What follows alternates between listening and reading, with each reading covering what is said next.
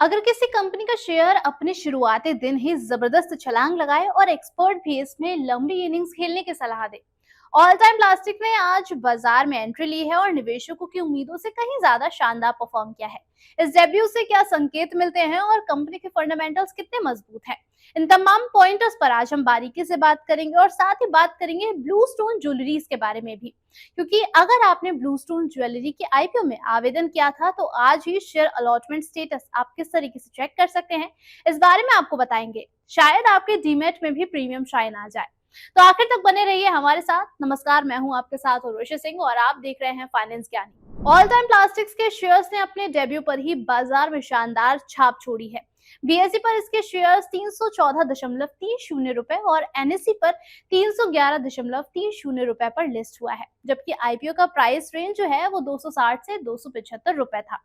इस तरह कंपनी के शेयर शुरुआती कीमत की तुलना में लगभग 14% प्रीमियम के साथ खुले हैं। मार्केट एक्सपर्ट्स और ग्रे मार्केट की उम्मीदों को पार करते हुए जहां शेयर्स 295 रुपए के आसपास ट्रेड कर रहा था। इस धमाकेदार लिस्टिंग के बाद ऑल टाइम प्लास्टिक्स का टोटल मार्केट कैप जो है वो 2058.91 करोड़ रुपए तक पहुंच गया है। आईपीओ में भी निवेशकों की जबरदस्त रुचि देखने को मिल रही है। ये पब्लिक इशू कुल 8.62 गुना सब्सक्राइब हुआ था। इसमें खासतौर पर नॉन इंस्टीट्यूशनल इन्वेस्टर्स ने 14.01 गुना और क्वालिफाइड इंस्टीट्यूशनल बायर्स ने 10.30 गुना बोली लगाई थी। कंपनी ने लिस्टिंग से पहले ही एंकर इन्वेस्टर से 120 करोड़ रुपए इकट्ठा कर लिए थे। ये जाहिर करता है कि बाजार में कंपनी की ग्रोथ और बिजनेस मॉडल को लेकर भरोसा जो है वो मजबूती के साथ बना हुआ है। अब आपको हम कंपनी के बिजनेस कैसा है इसके बारे में बताते हैं। ऑल टाइम प्लास्टिक्स मुख्य रूप से बी व्हाइट लेबल मॉडल पर काम करता है, यानी कि बड़े ब्रांड्स के लिए उनके नाम से प्रोडक्ट्स बनाती है। इसके अलावा कंपनी अपने ब्रांड ऑल टाइम यानी कि B2C के प्रोडक्ट भी खुद बेचती है। 31 मार्च 2025 तक कंपनी के पास 1448 से ज्यादा तरह तरह के प्रोडक्ट्स थे, जैसे कि kitchen containers, hangers, organisers, cleaning, bathroom और बच्चों के लिए कई सारे प्रोडक्ट्स भी इसमें शामिल थे। कंपनी का एक्सपर्ट नेटवर्क भी काफी ज्यादा मजबूत नजर आता है। यूरोपियन यूनियन, यूके और अमेरिका के बड़े बड़े रिटेलर्स को ये प्रोडक्ट सप्लाई करती है। वहीं भारतीय बाजार में भी आधुनिक रिटेल चैनल, सुपर डिस्ट्रीब्यूटर्स और ट्रेडिशनल डिस्ट्रीब्यूटर्स के जरिए ब्रांड की मौजूदगी काफी ज्यादा मजबूत बनी हुई है। ऑल टाइम प्लास्टिक्स के दमन, सिलवासा और मानिकपुर में मैन्युफैक्चरिंग प्लांट हैं, जिनकी कुल सालाना क्षमता फिलहाल के तौर पर 33,000 टन है। मानिकपुर का सबसे बड़ा और नया प्लांट जो है वो दिसंबर 2024 से शुरू हुआ था, जिसमें 4,000 टन की नवीनतम टेक्नोलॉजी के साथ इसको चालू किया गया था। कंपनी अगले 1-1.5 साल में इसमें और 65 मशीनें जोड़कर 16,500 टन क्षमता का लक्ष्य रख रही है और आगे इसे 22,500 टन तक बढ़ाया जाएगा। इस एक्सपेंशन के लिए आईपीओ से जुटाए गए पैसे का इस्तेमाल भी किया जा सकता है। बता दें कि इस विस्तार से all time plastics global plastic houseware बाजार में चाइना प्लस वन स्ट्रेटेजी का फायदा उठाना चाहती है। मतलब कि जो कंपनियां चीन के बाहर दूसरे सुरक्षित देशों में माल मंगाना चाहती है, उनकी पहली पसंद का इरादा बनने का इस कंपनी का लक्ष्य है। अगर कंपनी के फाइनेंशियल्स पर नजर डालें तो पता चलता है कि फाइनेंशियल ईयर 2025 में कंपनी का रेवेन्यू 559.24 करोड़ रुपए रहा है और शुद्ध मुनाफा 47.29 करोड़ रुपए रहा है। एबिटा मार्जिन इसका 18.12% है और इक्विटी पर रिटर्न जो है प्रभावित करने वाला है और ये जो है 19.01% रहा है। ये उसके मजबूत ऑपरेशन और मैनेजमेंट की ओर भी इशारा करता है।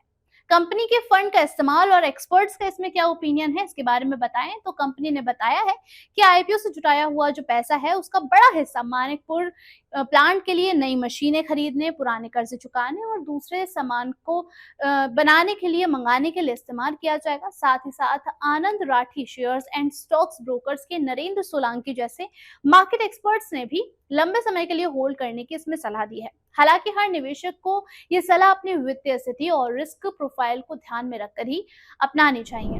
अब इस पूरे आईपीओ का निष्कर्ष क्या निकलता है वो आपको बताते हैं। ऑल टाइम प्लास्टिक्स का आईपीओ और लिस्टिंग दोनों ही न केवल निवेशकों के लिए बल्कि पूरे प्लास्टिक हाउसवेयर सेक्टर के लिए काफी ज्यादा उत्साहजनक सिग्नल देता है।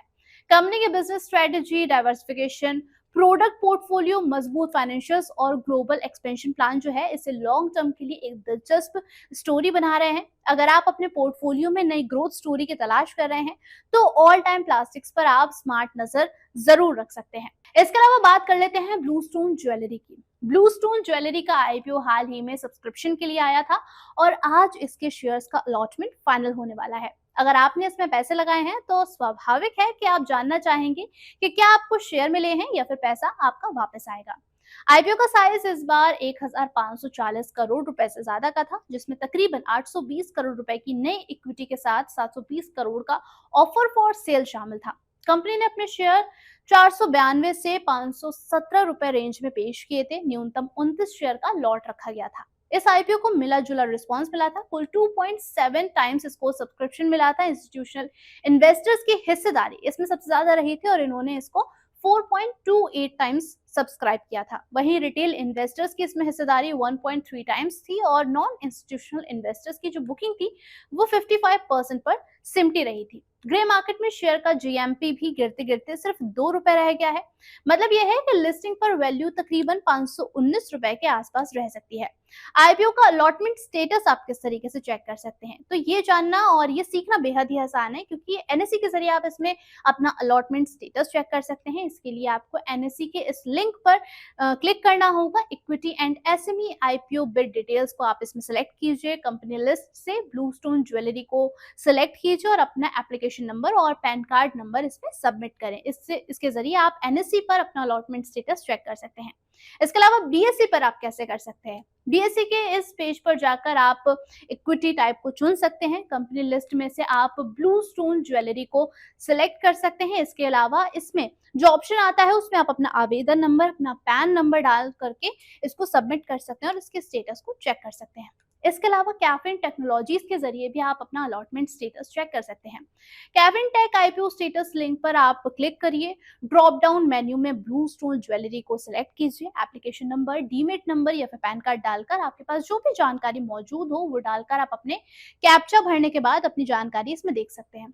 कुछ ही सेकंड में आपको पता चल जाएगा कि क्या ब्लू स्टोन के चमचमाते शेयर्स अब आपके डीमेट खाते में आपकी शान बनेंगे या फिर आपके बैंक में, आपके अकाउंट में आपके पैसे वापस आ जाएंगे। उम्मीद करते हैं आपको जानकारी अच्छी लगी होगी और इस वीडियो को लाइक करना, शेयर करना मत भूलिएगा। बने रहिए फाइनेंस ज्ञानी के साथ।